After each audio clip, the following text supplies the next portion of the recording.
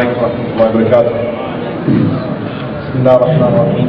الحمد لله نحمده وسبحانه ونستعينه ونستغفره ونستهديه ونؤمن به ونتوكل عليه ونعوذ بالله العظيم من شرور أنفسنا ومن سيئات أعمالنا. من يهده الله تعالى فلا مضل له ومن يضلل فلن تجد له وليا مرشدا. أشهد أن لا إله إلا الله وحده لا شريك له الملك وله الحمد يحيي ويميت وهو حي لا يموت بيده الخير وهو على كل شيء قدير. واشهد ان محمدا عبده ورسوله وصفيه وخليله ادى الامانه وبلغ الرساله ونصح للامه وكشف الغمه وتركنا على المحجه البيضاء ليلها كنهارها لا يزيغ عنها الا هالك فعليه افضل الصلاه واتم التسليم وعلى اله وصحبه ومن استنى بسنته الى يوم الدين. اللهم اجعلنا منهم ومن الذين امنوا وعملوا الصالحات وتواصوا بالحق وتواصوا بالصبر. امين يا رب العالمين. Dear brothers and sisters, I want to begin this lecture, inshallah ta'ala, just by putting us all in this situation.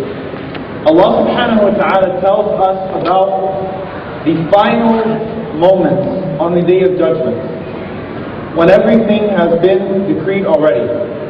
And it gives us a very, very good indication of where we're at. Now one thing I want you to do, I do not want you to look at this moment or in fact any ayat of the Quran and only think to yourself that I must be amongst the people of Jannah and start imagining other people as the people of hellfire or the hypocrites. Allah subhanahu wa ta'ala gives us and illustrates to us what will happen with the munafiqun, not necessarily the kuffar, because in an ayah later Allah subhanahu wa ta'ala says فَالْيَوْمَ لَا يُؤْخَذُ مِنْكُمْ فِدْيَةٌ وَلَا مِنَ الَّذِينَ كَفَرُوا. Allah subhanahu wa ta'ala makes a distinction. We're talking about the hypocrites here. And Allah subhanahu wa ta'ala paints this picture. يَوْمَ يَقُولُ الْمُنَافِقُونَ وَالْمُنَافِقَاتُ لِلَّذِينَ آمَنُوا انظُرُونَا نَقْتَبِسْ مِنْ نُورِكُمْ قِيلَ ارْجِعُوا وَرَاءَكُمْ فَالْتَمِسُوا نُورًا فَضُرِبَ بَيْنَهُمْ بِسُورٍ لَهُ بَابٌ بَاطِنُهُ فِيهِ الرَّحْمَةُ وَظَاهِرُهُ مِنْ قِبَلِهِ الْعَذَابُ. Allah subhanahu wa ta'ala gives us this very horrifying picture. The day that the hypocrites will call out to the believers, give us some of your light, give us some of your light, and so that we can navigate properly. And Allah subhanahu wa ta'ala says that the believers would say to the hypocrites, قِيلَ ارْجِعُوا وَرَاءَكُمْ فَالْتَمِسُوا نُورًا فَضُرِبَ بَيْنَهُمْ بِسُورٍ لَهُ بَابٌ. The mu'mineen would say to the munafiqeen, go back, retreat, go back disgraced. And they are not going to have any light until Allah subhanahu wa ta'ala says that a barrier is put up between them. So imagine if you are on the side of the hypocrites and you are calling out to the believers. Just picture this. The door has been shut in your face. بَاطِنُهُ فِيهِ الرَّحْمَةِ. Inside of that barrier is mercy.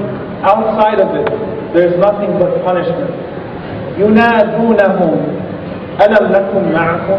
They call out to them, weren't we with you? قَالُوا بَلَى. They said yes. And now they're about to give the reasons why those hypocrites are not within this mercy. Why you are not engulfed in this mercy right now. And before I even read those things, I want to say a beautiful statement from Omar bin Abdul Aziz rahimahullah ta'ala in the very last khutbah that he gave before his death. Omar bin Abdul Aziz rahimahullah said something so profound. He said, لَقَدْ خَابَ وَخَسِرَ مَنْ خَرَجَ عَنْ رَحْمَةِ اللَّهِ الَّتِي وَسِعَتْ كُلَّ شَيْءٍ. What a failure and what a loser a person is who manages to miss and fall out of the mercy of Allah subhanahu wa ta'ala even though it involves everything. وَحُرِمَ جَنَّةً. And he forbids himself from a paradise. عَرْضُهَا السَّمَاوَاتُ وَالْأَرْضُ. The width of it is the entire heavens and the earth. How could a person manage to take himself out of this mercy of Allah subhanahu wa ta'ala when it engulfs absolutely everything? And as the believers are speaking to the hypocrites, they give them the reason why you are not right now engulfed in this mercy. Why you are not engulfed in this mercy. وَلَكِنَّكُمْ فَتَنْتُمْ أَنفُسَكُمْ وَتَرَبَّصْتُمْ وَارْتَبْتُمْ وَغَرَّتْكُمُ الْأَمَانِيُّ حتى جاء أمر الله وغركم بالله الغرور. But you corrupted yourself. You corrupted yourself. فَتَنْتُمْ أَنفُسَكُمْ. We always like to blame Allah subhanahu wa ta'ala for our sins. That if Allah subhanahu wa ta'ala would have guided me, then I would be okay. Or Allah subhanahu wa ta'ala decided to put me in this position. We always like to blame Allah subhanahu wa ta'ala for the sins. You tested yourself, you put desires everywhere in front of you, you chased your desires just like an animal. فَتَنْتُمْ أَنفُسَكُمْ وَتَرَبَّصْتُمْ وَارْتَبْتُمْ. تَرَبَّصْتُمْ means that you waited for the consequences. You waited for your meeting with Allah subhanahu wa ta'ala, but not in anticipation. You just said, I'll figure it out as it comes. People tell you to fear Allah subhanahu wa ta'ala, what are you doing? And you say, you know what, just wait until that day. Whenever the time comes, I'll deal with it. If you don't say it with your tongue, this is the way that you act. You're constantly following your desires. And maybe inside of you there's something that says, one day I'll become religious. But you're just waiting and waiting and waiting and waiting. And the clock was right on you, and it was going tick-tock, tick-tock, until it no longer was, until it was just over. And subhanAllah, Allah subhanahu wa ta'ala then says, وَارْتَبْتُمْ. And you doubted. You doubted. وَغَرَّتْكُمُ الْأَمَانِي. After people warn you for following your desires, you wait and wait and wait and wait. And then on top of that, you have doubts. People tell you, fear Allah subhanahu wa ta'ala. People tell you that you will be held accountable for this. And you know what you say, is that really possible? How is Allah subhanahu wa ta'ala going to bring us back? How is Allah subhanahu wa ta'ala going to put me in hellfire? So you start having this attitude, this half-hearted approach to your deen, that you just sit back and you say, you know what, maybe there is an akhirah. I'll just wait to figure it out then. But I really want to focus on the next part. وَغَرَّتْكُمُ الْأَمَانِي. And you were deceived by your false hopes, your wishful thinking. And you know what? Usually people mistake wishful thinking for raja, for hope in Allah subhanahu wa ta'ala. There is a difference between saying Allah subhanahu wa ta'ala is the most merciful and I should have hope that He will forgive me, and a difference between that and then saying that Allah subhanahu wa ta'ala is a pushover, acting that way. Allah subhanahu wa ta'ala is Ar-Rahman, Allah is Ar-Rahim, but Allah subhanahu wa ta'ala is not a pushover. So you start to have something that is not true hope or solid hope in Allah subhanahu wa ta'ala, wishful thinking. وَقَالُوا لَن تَمَسَّنَا النَّارُ إِلَّا أَيَّامًا مَعْدُودَاتٍ. And they said, you know what, hellfire is not going to touch us except for a few days. I might be a bad person, I say La ilaha illallah, you know, I know I'm doing these sins, I'll go to hellfire for a few days, but then I say La ilaha illallah, I'll go to Jannah, I'll be okay. It'll just be a few days. Allah subhanahu wa ta'ala is not going to keep me in there forever. Would you say that about a fire in dunya that is 69 degrees less hot than the fire of hellfire? No. لَن تَمَسَّنَا النَّارُ إِلَّا أَيَّامٌ مَعْدُودَةٌ. And it is these amani, these false desires, these false hopes, this wishful thinking that leads a person astray. And subhanAllah, what's so ironic when we're talking about the most merciful, Ar-Rahman, most of the time when people invoke the mercy of Allah subhanahu wa ta'ala, it's because they are in a state of disobedience. It's because they are justifying their disobedience. Whenever someone tells you to leave that or abandon that which would cause you to be punished, and the only thing that you can respond, Ya akhi, Rasulullah says, Yassiru wa la tu'assiru. Rasulullah says, make things easy. Don't make things hard. Why are you being so tough on us? Or whenever someone brings something from the Sunnah, look, it's an authentic hadith. No, Allah is Ar-Rahman. Allah is Ar-Rahman. What are you talking about? All this is just a hadith. Allah is Ar-Rahman. Allah is going to forgive me. People call upon Allah subhanahu wa ta'ala with the name of the most merciful to justify their disobedience, even with something as serious as kufr, where you look in Surah Yasin, the people who were rejecting those two messengers that were sent to them. And then Allah subhanahu wa ta'ala sends a third one. And then what did they say to them? قَالُوا مَا أَنْتُمْ إِلَّا بَشَرٌ مِثْلُنَا. He said, you're nothing but human beings like us. You're just men. وَمَا أَنزَلَ الرَّحْمَنُ وَمَا أَنزَلَ الرَّحْمَنُ مِنْ شَيْءٍ. Doesn't make sense. And the most merciful did not reveal anything with you. They're coming and they have all the proofs. And look what they're saying. They're not saying that your God doesn't exist. They're saying, no, Ar-Rahman did not send anything with you. Because they didn't want to commit. تِلْكَ أَمَانِيُّهُمْ. It's just their false hopes and their wishful thinking and their false desires. And you know, subhanAllah, one of the most crucial mistakes that we can make is to say about Allah subhanahu wa ta'ala that He is Ar-Rahman, therefore I do not have to commit. And I just want you to think about this attitude. If you had a professor in college who was extremely lenient, before you take that exam, if you are already saying that, you know what, I know he's lenient, so I know he's going to let it go anyway, so I'm not even going to study, what's going to end up happening? You're going to fail. You're going to fail. You're bound to fail because you have already programmed yourself to fail. You have already told yourself that there is no effort required from you because your professor's so nice. So instead of taking the exam, you're like, you know what, I'll just miss the exam and he'll let it go. I'll tell him I was sick or something. If you already have in your mind that you're going to have it let go, then you're never going to get anything done. And this is what made those men, the Sahaba of Rasulullah sallallahu alayhi wa sallam, and the Tabi'een, and the Salaf al-Salih, this is what made them so special, is that they approached life in a totally opposite manner.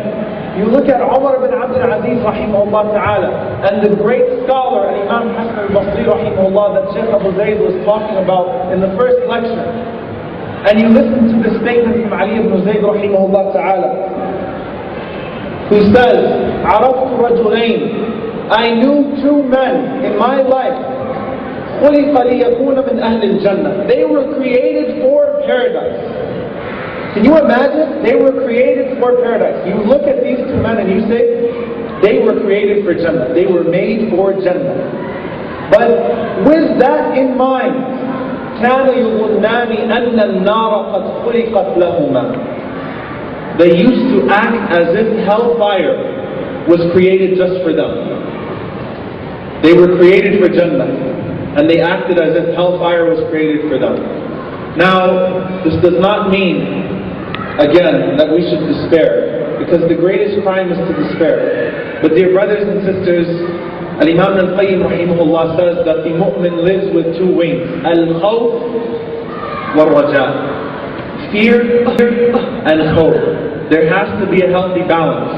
But I want you to listen to this very beautiful statement from Imam Muhammad rahimahullah ta'ala when he describes the attitude of a salihin. Because you have to have a little more of the other at certain times. Sometimes you have to fear Allah subhanahu wa ta'ala more. Sometimes the hope has to kick in a little bit more. You're never going to be flying at this even angle. Al-Imam Muhammad rahimahullah ta'ala, he describes those people. He describes the way that they acted, and it's narrated actually in the Tafsir of Ibn Kathir even, it's written there. And he says that the believer acts in a certain way. فَإِنَّ خَوْفَهُ مِنَ اللَّهِ يَفُوقُ رَجَاءَهُ بِهِ. While he is living, his fear of Allah subhanahu wa ta'ala supersedes his hope in Allah subhanahu wa ta'ala. And then at the time of an ihtibar, when death is approaching him, and he's about to face the questioners, فَإِنَّ رَجَاءَهُ بِاللَّهِ يَفُوقُ خَوْفَهُ مِنْهُ.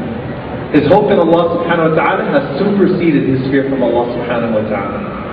SubhanAllah, you look at these men, they lived their lives as if they were going to enter hellfire. They lived their lives as if there was no hope for them, but they still had it in mind because it was not such a depression that they didn't do anything.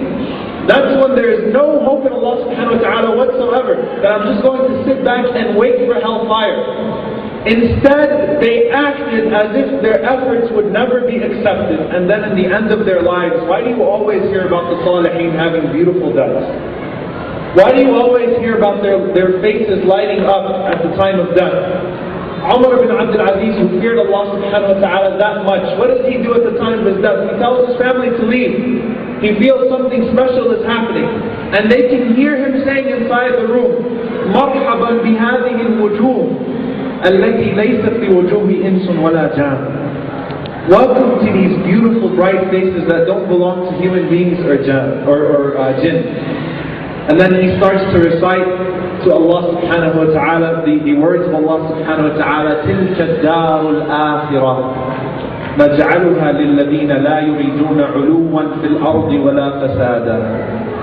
That is the home of paradise, the hereafter. We grant it to those who don't seek status in this earth nor corruption. SubhanAllah, at the end of their lives, it's all bright. Like Imam Shafi'i rahimahullah said, when he's talking to Allah subhanahu wa ta'ala at the end of his life, that I have sinned so greatly against you, O Allah, but I saw your mercy is so much greater than my sins. So the hope superseded the fear. But if you're already putting in your mind that I don't have to do anything, that my professor is lenient anyway, that Allah is going to have mercy on me anyway, so therefore I am not responsible for my own actions, then you are destining yourself for failure. And dear brothers and sisters, we know that on the Day of Judgment, as Abu Hurairah radiallahu ta'ala anhu narrates, Rasulullah sallallahu alayhi wa sallam said, Wallahi, لا يدخل أحد منكم الجنة بعمله. I swear by Allah, no one will enter paradise, no single person, except, or not by his own actions. And they said, Ya Rasulullah, what about you? Sallallahu alayhi wa sallam. The one who was forgiven for everything, and the one who still, regardless of that, stood in qiyam, and who feared Allah subhanahu wa ta'ala. And Rasulullah sallallahu alayhi wa sallam said, even me, until Allah subhanahu wa ta'ala envelopes me in His mercy. But what does that really mean? Allah subhanahu wa ta'ala has created us, and He demands from us a sincere effort.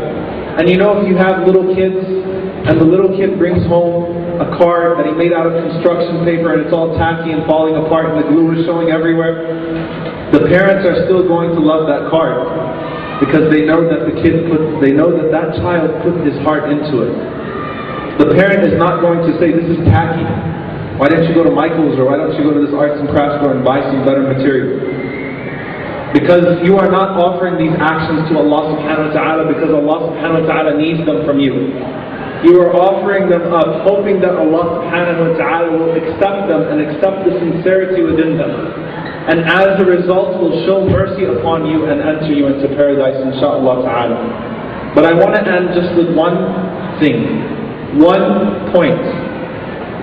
You know, on those last moments of the Day of Judgment, like we were talking about, when the munafiqeen, we ask Allah subhanahu wa ta'ala to not make us amongst them. And by the way, the one who fears hypocrisy the least is the greatest hypocrite. So if you're thinking to yourself, alhamdulillah, I'm from the mu'mineen, I'm not the one calling out, be careful. When the munafiqeen are calling upon the believers, and everything has shut in their face, and you're sitting there hopeless. Now you have no hope, because everything has shut in your face. When Allah subhanahu wa ta'ala asks the person, after his hisab is over, Allah subhanahu wa ta'ala will ask him, if you could ransom yourself with the entire world in gold, would you do that to get yourself out of the situation that you're in now? And you know what the person will say? Yeah, of course. Why? Of course, you would give the whole world in gold. When you're standing there, everything has shut in your face. You'd give the whole world in gold to get yourself out of that situation. What does Allah subhanahu wa ta'ala say back? لَقَدْ سَأَلْتُ مِنْكَ أَحْوَنُ مِنْ ذَلِكَ.